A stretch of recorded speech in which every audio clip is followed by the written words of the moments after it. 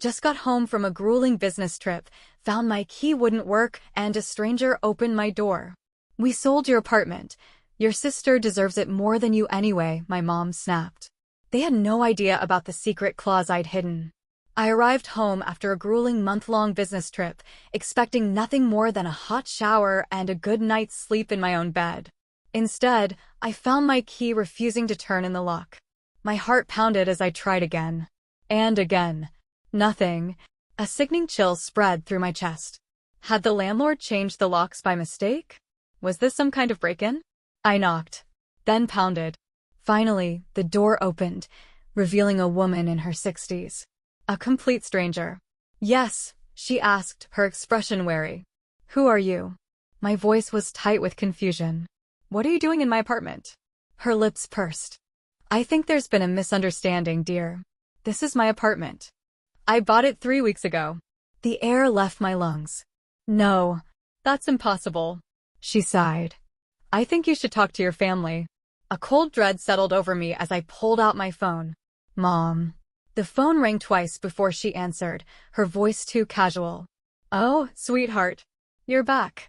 How was the trip? Why is someone else living in my apartment?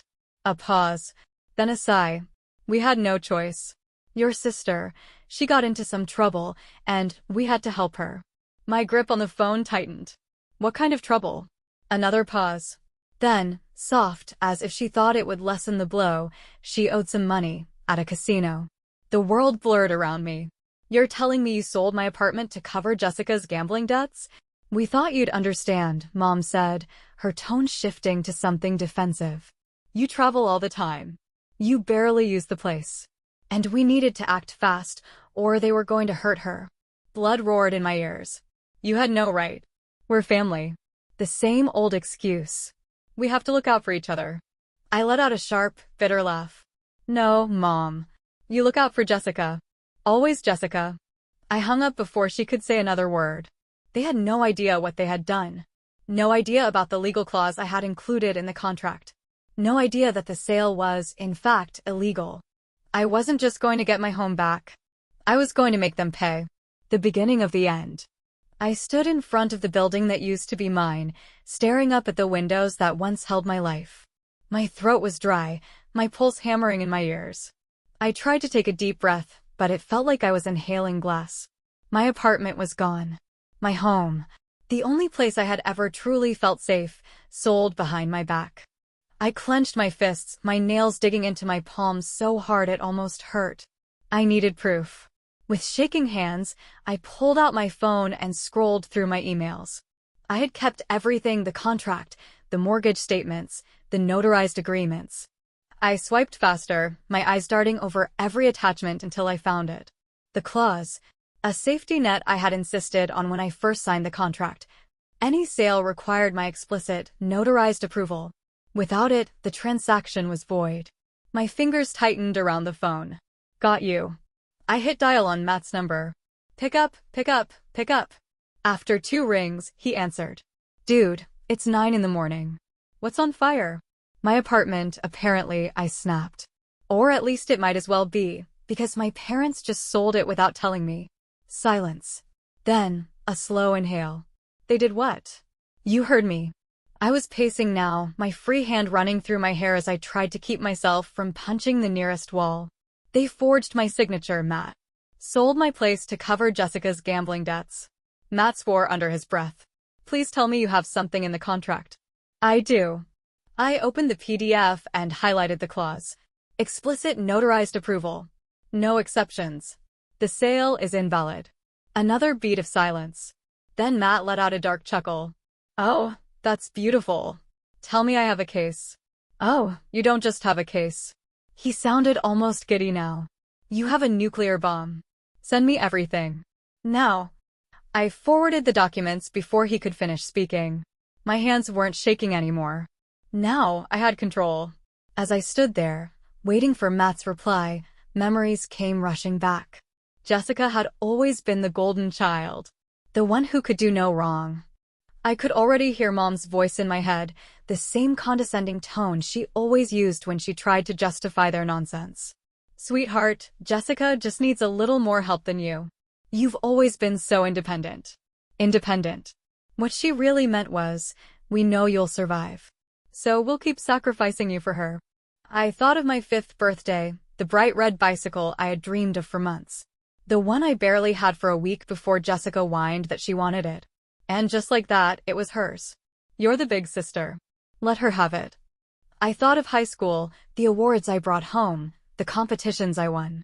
The way my parents barely glanced at my achievements because Jessica had just discovered she wanted to be a singer that week. I thought of university, how I worked 2 jobs to afford my tuition, while Jessica dropped out 3 times, blew through thousands of dollars, and still had my parents covering her every mistake.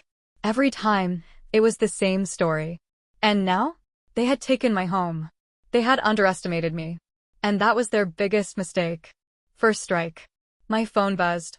Matt. We have a case. I exhaled slowly, a dangerous calm settling over me. Good. Let's make them regret this. I turned away from the building and headed straight to my car. Time to go see my parents. You have no idea what's coming. I didn't knock. I didn't hesitate. I simply pushed the door open and walked into my parents' house. Mom was sitting at the kitchen table, calmly sipping her tea as if she hadn't just committed fraud. Dad was on the couch, eyes glued to the television, completely at ease. And Jessica? She was sprawled out on the other couch, scrolling through her phone, looking as carefree as ever. The sight of them, calm, comfortable, completely unbothered, made my blood boil. Mom noticed me first. Sweetheart, you should have called. We weren't expecting you. Cut the act, Mom. Silence. Jessica glanced up, confused. Dad muted the TV. Mom pursed her lips in that familiar way, like she was about to feign innocence. Not this time. I tossed a folder onto the table. You want to explain this? Mom frowned. What is this? The contract for my apartment. I leaned in, hands pressed against the table. The one you illegally sold. Dad shifted uncomfortably. Now listen, No. You listen. My voice was sharp, unyielding. You forged my signature. You sold my home without my consent. You stole from me. Jessica let out a loud sigh, tossing her phone aside. Oh, please. You're being so dramatic. It's just an apartment. It's my apartment. I turned my glare on her. And you're the reason it's gone. She rolled her eyes. You travel all the time. You barely even live there. That's not the point. My voice rose, trembling with fury.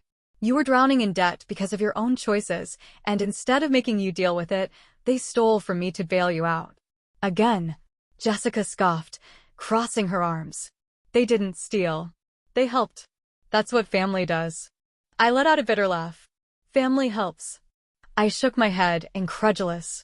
Like when I helped cover your rent. Or when I paid off your last credit card debt. Or when I bailed you out of trouble years ago. Funny how family helping only works one way. Jessica's face darkened. That's different. No, it's not. My hand slammed against the table, making Mom flinch.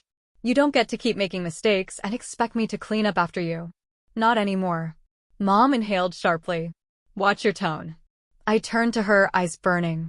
Watch my tone? Really? She gasped at my intensity. You stole from me, Mom. You forged my signature. You sold my home behind my back to fix her mistakes, and you want me to be polite. Dad sighed, rubbing his forehead. Look, we understand you're upset, but what's done is done. I smiled. And that's when they should have realized they were in trouble. No, Dad, I said, voice dangerously calm. Nothing is done. Because you clearly didn't read the contract. Jessica frowned. What? I slid a single sheet of paper across the table, tapping a highlighted section. The sale was illegal. Mom's face turned pale.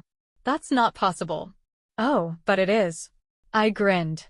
The contract required my notarized approval, which means the sale. It's void. And the buyer? He's pressing charges. Jessica sat up straight. What do you mean pressing charges? Without a word, I pulled out my phone and played a voice message from my lawyer, loud enough for the whole room to hear. We filed for fraud. The police will issue a warrant soon. Your parents will be served within 48 hours. Mom let out a sharp gasp. Dad's face drained of color. Jessica?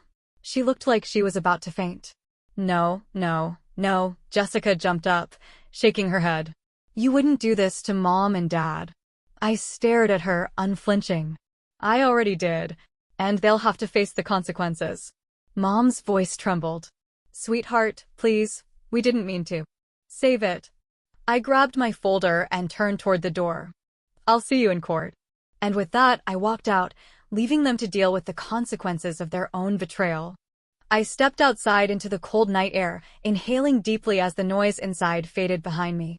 The muffled shouts of my parents, the panicked screech of Jessica, the hushed whispers of stunned relatives, none of it mattered anymore. The chaos that had ruled my life for years was now their burden to carry. For the first time in a long time, I felt something dangerously close to peace.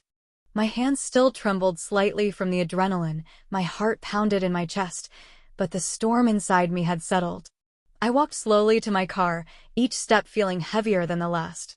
The weight of what had just happened, the confrontation, the truth finally thrown in their faces, was sinking in. I had spent years playing the role of the responsible one, the fixer, the person who held everything together while my family pulled me apart. And yet, they still had the audacity to betray me in the worst way possible, convinced I would simply take it like I always had. But not this time. I slid into the driver's seat, exhaled sharply, and pulled out my phone. Matt's name flashed on the screen, and I answered immediately. You good? His voice was steady, calm. Better than ever, I replied, gripping the wheel. Did they get the final notice? There was a short pause, then a low chuckle. Oh yeah. It hit them like a freight train. Your parents have 3 weeks to settle the lawsuit with the buyer, or they're going to court. And Jessica? He let out a whistle. She's got bigger problems. I frowned. What do you mean? Matt sighed. Turns out she didn't just rack up gambling debts, she took out loans. And not from a bank. These are the kind of people who don't send polite reminders. I stared at my reflection in the rearview mirror. Jessica had always been reckless, always careless, but this was on a different level. How bad is it? Bad enough that she's running out of time. If she doesn't come up with the money soon, well, let's just say she's in serious danger. I exhaled slowly, drumming my fingers against the steering wheel. A few months ago, I would have immediately asked how I could help. I would have found a way to fix it. But now? She's on her own, I said simply. For the next few days, there was nothing but silence. No calls, no messages. Maybe they finally realized there was nothing they could say to justify what they had done. Maybe they thought if they ignored it long enough, I'd come crawling back, ready to forgive them like always. Then, on the 4th day, my mother finally cracked. My phone buzzed 6 times in a row before a voicemail popped up. Sweetheart, please. We made a mistake. We're still your parents. We love you. Please, just call me back. Her voice was soft, trembling, like she was the victim in all this.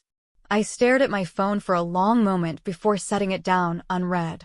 An hour later, a text from Dad. We can fix this. Family is more important than money. I actually laughed out loud. Funny, you only say that when you're the one losing money. Jessica, of course, was the most predictable. You ruined us. I hope you're happy. You're the selfish one, not me. I blocked her number. I had wasted enough of my life trying to be the responsible one, the fixer, the reliable sibling who would always clean up their mess. That person no longer existed. A week later, I was sitting in a quiet cafe, scrolling through apartment listings when my realtor called. So, she said, excitement in her voice. Are we ready to finalize the purchase? I looked down at the paperwork in front of me. The contract, the keys, the blank signature line.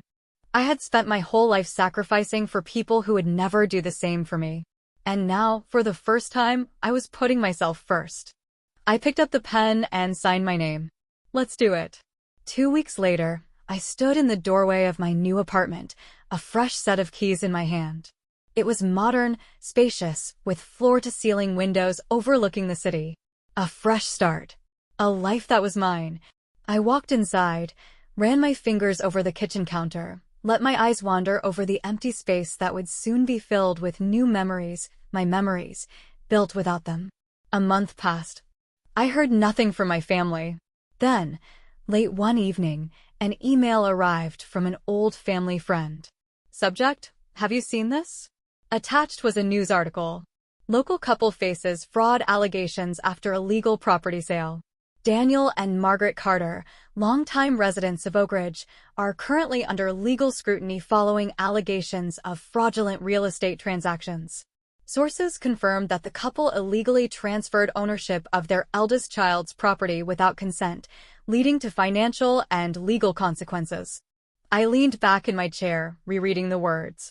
My parents, who had spent years caring about appearances, about what the neighbors thought, about their reputation in the community, were now the center of town gossip. I closed the email and smiled. They wanted to take everything from me. Instead, they lost everything themselves. It had been a year since I last saw them. 12 months of silence. 12 months of peace. At first, I thought about them more than I wanted to admit. Not out of guilt or regret, those emotions had burned out long ago, but out of a lingering sense of disbelief. I had spent so much of my life tied to them, always the one picking up the pieces, always the one expected to sacrifice for the good of the family. And now? Now they were nothing more than ghosts. Every once in a while, I'd get an email from an old neighbor or a distant relative who had finally caught up with the gossip. Some were curious. Others were judgmental, throwing around words like family loyalty and forgiveness as if those things had ever been extended to me. I ignored every message. I owed no one an explanation. They made their choices. And I made mine. But then, exactly 1 year to the day since I walked out of their house, an email arrived in my inbox. From Jessica. I stared at the screen for a long time, my fingers hovering over the delete button. I should have ignored it. But something made me open it. Subject: please read this. I know I'm probably the last person you want to hear from, but please, just read this before you delete it. Everything is ruined. Mom and Dad lost everything. The fraud case drained them completely. They fought it at first, but you made sure there was no way out, didn't you? The house is gone. They tried to keep it, but with all the debt and legal fees, it was impossible. Mom's living in some tiny apartment on the other side of town. She works at a grocery store now, bagging groceries for people she used to invite to dinner parties. She doesn't talk to anyone. She barely goes outside. It's like she's given up. Dad had a stroke 6 months ago. He's not the same. Half the time, he doesn't even know what's going on. He just sits in that apartment, staring at the walls. Mom takes care of him, but she's exhausted. She won't admit it, but I know she resents him for all of this. For everything. And me?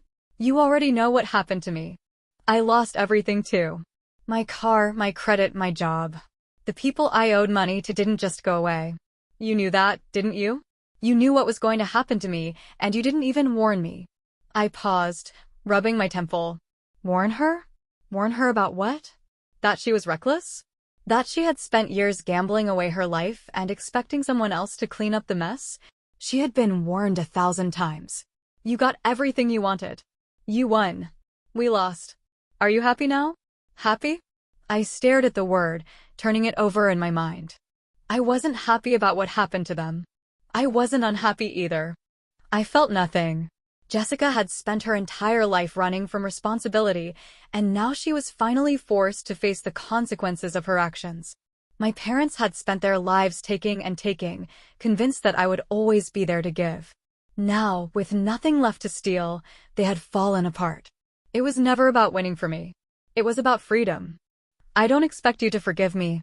I wouldn't forgive me either. But if there's anything left in you that still cares, just call Mom. Even once. She cries every night. She just wants to hear your voice. I leaned back in my chair, exhaling slowly. For years, I had waited for my mother to care about me the way she cared about Jessica. To finally see me as more than just the responsible one, the safety net, the backup plan. And now, after everything, after all the damage had been done, now she wanted to hear my voice? Where was she when I begged her to listen? Where was she when she told me to be understanding while they took what was mine? Where was she when I was standing outside of my own apartment, locked out of the life I had built? I opened the email again, rereading the last line. She just wants to hear your voice. I closed my laptop. And I never looked back. Final chapter, the aftermath of truth. After a year of silence, after finally moving on, after reclaiming my life, Jessica's email was the last thing I expected. But in a way, it was also inevitable.